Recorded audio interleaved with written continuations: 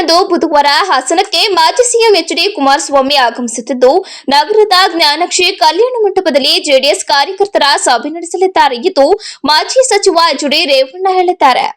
ನಗರದಲ್ಲಿ ಸೋಮವಾರ ಸುದ್ದಿಗಾರರೊಂದಿಗೆ ಮಾತನಾಡಿದ ಅವರು, ಅಂದು ಬೆಳಿಗ್ಗೆ 10 ಗಂಟೆಗೆ ಸಭೆ ನಡೆಯಲಿದ್ದು, ಸಭೆಯಲ್ಲಿ ಕುಮಾರಸ್ವಾಮಿ ಅವರ ಅಧಿಕಾರದ ಅವಧಿಯಲ್ಲಿ ಜಿಲ್ಲೆಗೆ ನೀಡಿದ ಕೊಡುಗೆ ಹಾಗೂ ಒಳ್ಳೆಯ ಕೆಲಸಗಳ ಬಗ್ಗೆ ಚರ್ಚೆ ನಡೆಸಲಿದ್ದಾರೆ ಎಂದರು.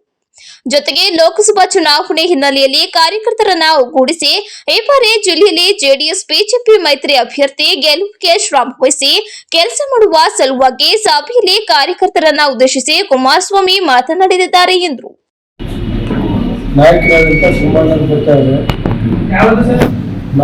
ಬುಧವಾರ 13ನೇ ತಾರೀಕು ಬುಧವಾರ 10:30ರಿಂದ 11 ಗಂಟೆ ಬರ್ತಾರೆ. ಇಲ್ಲಿ ಜ್ಞಾನಶ್ರೀ ಕಲ್ಯಾಣ ಮಂಟಪದಲ್ಲಿ ನಮ್ಮ ಪಕ್ಷದ ಜಿಲ್ಲಾ ಪಂಚಾಯಿತಿ, ತಾಲೂಕು ಪಂಚಾಯತಿ, ಬ್ಲಾಕ್ ಪಂಚಾಯಿತಿ ಮುಖಂಡರು, ಹಿರಿಯರು ಎಲ್ಲ ಮಾತಾಡಿ ಅವತ್ತು ಸಭೆ ಇಟ್ಟವರು. ಗೊತ್ತಾಯ್ತು ಸರ್. ಅವತ್ತು ಶಾಸಕರು ಇರ್ತಾರೆ, ಎಲ್ಲ ಇರ್ತಾರೆ ಮಾಡಿ ಮತ್ತೆ ಅವರು ಮಧ್ಯಾಹ್ನ ಬೆಂಗಳೂರು ವಾಪಸ್ ಹೋಗ್ತೀನಿ. ನೆನ್ನೆ ಅವ್ರು ರಾತ್ರಿ ಫೋನ್ ಮಾಡಿ ಒಂದು ಸಭೆ ಇಡಕ್ಕೆ ಕಾರ್ಯಕರ್ತರು ಬಂದು ನಾನು ಮಾತಾಡ್ತೀನಿ.